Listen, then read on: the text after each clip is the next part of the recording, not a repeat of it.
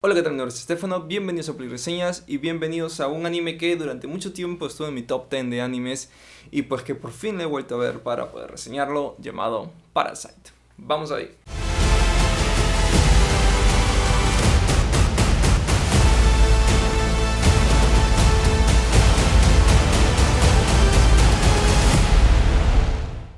Ok, Parasite es un anime muy filosófico. Es un anime que está hecho para hacer reflexionar al espectador. Y bueno, antes de empezar a hablar, hay que contar de qué trata Parasite, para aquellos que no lo han visto, porque bueno, está en Netflix, así que si tienen, pueden ir a verlo. Y es uno de los mejores animes que he visto, sinceramente. Al menos estará en el top 20, top 30 de mejores animes. Parasite nos cuenta la historia de este mundo en el cual un día cualquiera empiezan a caer unas especies de embriones, cúpulas, huevos, no sabría decirle, de insectos, de parásitos que están dentro de ellos. Se abre y estos parásitos entran en la mente, o sea, no en la mente, en el cerebro del ser humano que está más cerca a él y lo posee. Entonces hay como una especie de fusión en estos seres y el ser humano deja de ser humano y ahora es el huésped de este parásito. Y el anime trata básicamente de estos parásitos y de que nosotros como espectador veamos desde un punto de vista un poco más neutro, de ciertos cuestionamientos o ciertas verdades que nosotros como seres humanos hemos impuesto y que no es realmente así si te pones a ver desde un punto de vista neutro como ser vivo y no como especie humana. Entonces hay muchísimos temas. Lo mejor de este anime son los temas que toca, filosóficamente hablando. Toca muchísimos aspectos sobre la vida, sobre el ser humano, sobre los seres vivos en general. Y acá entra la relevancia de nuestros personajes principales, Izumi y Migi. Izumi y Migi son dos personajes realmente interesantes. Están unidos físicamente, pero también en el aspecto argumental, porque Izumi es un ser humano común y corriente. De hecho es muy emocional, muy débil, muy emotivo. Y por otro lado, Migi es una especie extraterrestre, no se sabe, nunca se llega a explicar, pero es un ser biológico con razonamiento y que puede comunicarse con los seres humanos, pero carece de emociones. Entonces, obviamente, hay un contraste muy cabrón. Y lo interesante es que hay un acontecimiento en los primeros 8 capítulos del anime, creo que es en el 8º o 7º capítulo, donde hace que se inviertan los papeles, donde nuestro personaje principal empieza a perder emociones, empieza a perder empatía y nuestro personaje extraterrestre, por así decirlo, empieza a adquirir emociones, empatías y es muy interesante porque ellos están en el medio de ambos mundos, ¿no? No son ni seres humanos, no son ni parásitos porque son anormales dentro de su especie. Izumi empieza a adquirir habilidades. Voy a tratar de evitar la mayor cantidad de spoilers, pero Izumi empieza a adquirir habilidades más allá de las que cualquier otro ser humano podría, pero también empieza a perder muchas cosas que hacen a un ser humano. Y estamos viendo desde la perspectiva del medio y el mangaka es lo que trata de reflejar. Realmente el guión es muy bueno, es muy bueno y hay muchos guiones, no solamente en el anime, en el cine, en la literatura, que trata de dar un mensaje y lo hace tal vez de manera muy extravagante, muy en tu cara. Y este anime sabe hacerlo. Oye, todo el anime trata sobre estos temas, pero pese a que son el tema principal, no están muy impuestos ahí. Realmente el autor te lo plantea y deja que tú como espectador analices, debatas y reflexiones bastante sobre estos temas. ¿Y de qué temas hablamos? Pues realmente son bastantes, pero básicamente lo que habla es de la posición que tenemos como seres vivos, no como humanos, como seres vivos. ¿Hasta qué punto un ser vivo tiene esta importancia que los seres humanos nos damos?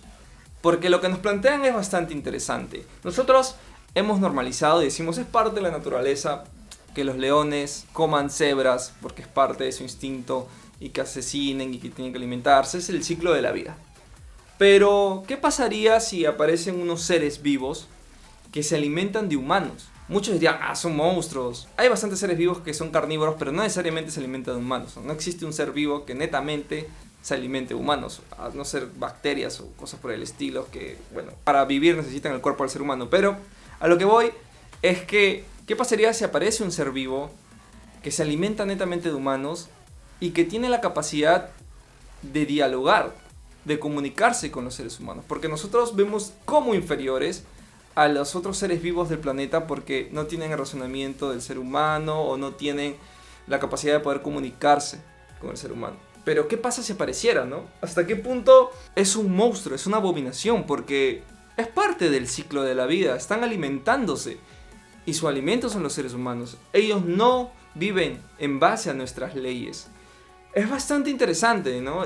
Y de hecho el autor ya al final te muestra que, oye, inclusive los seres humanos son más monstruosos que estos seres que tú dices que son monstruosos porque se alimentan de seres humanos, pero es parte de su naturaleza como ser vivo. Y es bastante interesante, todos los temas que tocan, es bellísimo, y cada uno de los personajes que vamos viendo, porque, oye, el anime sinceramente no pasa de 5 personajes vitales. Muchos de los personajes, porque nuestros personajes principales son los parásitos. Sí, Izumi lo vemos constantemente a lo largo de todo el anime, pero el personaje principal es el parásito tal cual y el comportamiento que nos quiere mostrar el autor. Y nos presentan bastantes tipos de parásitos, obviamente en su cuerpo humano. Tenemos otro que es igual a Izumi, que también no llegó a entrar al cerebro y puede compartir el cuerpo con el ser humano, pero de ahí nos presentan otros que son más instintivos, otros que son más racionales, otros que llegan a ser emotivos porque empiezan a evolucionar y empiezan a adaptarse a convivir con los seres humanos a lo largo de todo el anime. Y es bastante interesante los temas que plantean. Hay uno en específico que me gusta, que no son de los que los plantean muy por encima, pero que a mí me gustó muchísimo la primera vez que lo vi, porque este anime es la segunda vez que lo veo, que es básicamente los seres humanos. Oye, estamos muy acostumbrados a decir que la vida es corta, que es muy pasajera, pero si nos ponemos a comparar con otros seres vivos, yo sé que muchos de ustedes tienen en sus casas una mascota, un perro, un gato, que lo van a ver fallecer, que viven 10 años, 15, 20 a lo mucho. Y como seres humanos hoy tenemos la fortuna de vivir muchísimo tiempo más que otras especies. Claro, hay otras especies, otros seres vivos que viven mucho más, como tortugas que viven 150 años, por el estilo. Pero como seres humanos, como seres vivos, no somos tan poco afortunados. Por ejemplo, las moscas, o hay insectos que viven un día. Es bastante interesante ese tema, ¿no? Hasta qué punto, claro, nosotros vemos desde el punto de vista como seres humanos, lo egocéntricos que somos, y nos damos cuenta que dentro de la naturaleza de los seres vivos, dentro de todo este mundo que nos rodea, no somos tan poco afortunados que digamos. Pero también toca otros temas muy bonitos, como los débiles que pueden ser otras especies por más agresivas que sean, ¿no? Porque estos parásitos son súper fuertes, pero también son muy débiles. De hecho, uno de los parásitos más poderosos muere de una manera muy tonta, por así decirlo. De hecho, este es el gran jugo que tiene el anime. Todos estos planteamientos filosóficos que nos ponen, que me parece a mí extraordinario. En aspectos técnicos también es muy bueno. Es Madhouse. Conocemos dos cosas de Madhouse. Sus animes siempre van a tener una calidad de animación alta, y tampoco lo van a terminar, porque Madhouse es muy característico en ellos que no terminen sus animes. Afortunadamente este anime sí tiene final. El soundtrack es bellísimo, no es sobresaliente, el ending es hermoso, es uno de los mejores endings que he visto, el opening es bueno, aceptable. La música me gusta en ese sentido porque salió en una época donde en esos tiempos todavía el dubstep estaba un poco de moda. Quien fuera a pensar que duraría tan poco, bueno, casi todos. Pero tiene mucho dubstep, mucha electrónica, y es bastante curioso, ¿no? Porque no se ven muchos animes con ese estilo de música. Entonces es como ahí un diferencial que tiene este anime, pero que tampoco es que haga que el anime sea wow, ¿no? Igual tiene otros tipos de canciones a lo largo de todo el anime para diferentes situaciones. Y como lo he mencionado, es bastante curioso la cantidad de personajes que tiene, pero no tanta la relevancia, porque podría ir mencionando cada uno de los parásitos, pero cada uno de estos parásitos aparece para plantearte una idea que te haga reflexionar. Y no quiero spoilear, porque siento que este anime, pese a que sí es conocido, no todo el mundo lo ha visto y es realmente muy bueno. Tenemos a Murano, por ejemplo, que es la otra humana, que realmente es aquella que hace que nuestro protagonista no se desvincule de su humanidad totalmente, porque es la chica de la que siempre estuve enamorada, y aparte tiene una frase que siempre le dice que eres tú, Izumi, y lo repite constantemente a lo largo del anime. Y cuando recibes el payback del por qué lo dice en un momento específico, ese capítulo que tiene que ver con un bebé, una chica, para los que lo han visto ya saben, lloras terriblemente. O sea, es hermoso ese capítulo. Hace tiempo que no lloraba, de hecho, me pongo a pensar, creo que la última vez que lloré viendo un anime posiblemente fue con Anohana, hace ya más de 15 reseñas atrás. No sé, tendría que ver todas mis reseñas y recordar cuál fue el último anime que me hizo llorar. Pero hace un par de meses que no lloro viendo anime. Después de todos los personajes, hay dos que me gustaría mencionar de los parásitos. Es Tamiya y Goto. Goto es este super OP personaje que su final me parece hermoso. porque también entra todo un rollo filosófico, que no quiero hablar de spoilers, voy a tratar de hablar lo menos posible de spoilers. Este personaje es muy vital para el anime y también es vital para las mejores escenas de acción que hay. Y el segundo personaje es Tamiya, que es la parásito con mayor relevancia y es la que implanta la idea en nuestro protagonista de que tal vez no sean monstruos y de que ellos, al estar en el medio, tienen la responsabilidad de ver el paradigma realmente como debe ser, ¿no? Desde un punto de vista diferente al de ambas partes. Y después nuestro personaje principal llega a reflexionar y a darse cuenta de muchas cosas. Pero bueno, no quisiera hablar más del anime, sinceramente. Hay otros personajes, como les digo, el tipo este que aparece, que también es muy parecido a Izumi. Hay otros parásitos muy interesantes. Está la madre y el padre del personaje principal. Después hay otra chica que puede sentir a los parásitos. Pero yo me gustaría que cada una de esas cosas ustedes lo vean con el anime, porque siento que este anime sí es algo popular, pero no todo el mundo lo ha visto. Y me he estado últimamente caracterizando las reseñas por hablar de más, o sea, desglosar todo el anime, spoilear mucho. Y yo creo que a comparación de Death Note, por ejemplo, este anime sí merece que vayas un poquito en frío, sin saber mucho los temas que tocan. Me gustan muchísimo los temas que tocan, todo el planteamiento que te da. Y verlo por primera vez realmente es una grata sorpresa, porque si bien Parasite no revoluciona en su género, como Death Note lo hizo, por ejemplo, yo creo que sí plantea un guión muy interesante y muy necesario para estos días, de hecho. Y de una manera muy inteligente, porque hay otras películas o series que lo hacen muy descaradamente. Y nada. Entonces eso fue todo, amigos. Espero que les haya gustado. Denle mucho comentario y compártanlo. Y el siguiente anime, les juro que va a ser el anime que llevo arrastrando. Empecé viéndolo a la par con Samurai Champloo. Terminé Samurai Champloo, terminé Death Note, acá Mega Kill, ahora Parasite y aún no lo termino. Pero les juro que lo voy a terminar. Y les juro que va a ser la próxima reseña. Les voy a mandar su spoiler. Es un anime de viajes en el tiempo. Eso fue todo. Nos vemos hasta la próxima reseña. Chao, chao. Ok, esto lo estoy grabando 2 semanas después. He estado editando y me he dado cuenta que había un par de puntos, de hecho 2 puntos que no mencioné. Y eso es lo malo cuando te fías de tu memoria y pues, debo volver a tomar apuntes. Porque sí, la memoria a veces te pasa mala factura. Ok, los 2 puntos que quería hablar son bastante simples y me gustaron mucho. Esto va con spoilers, así que sí.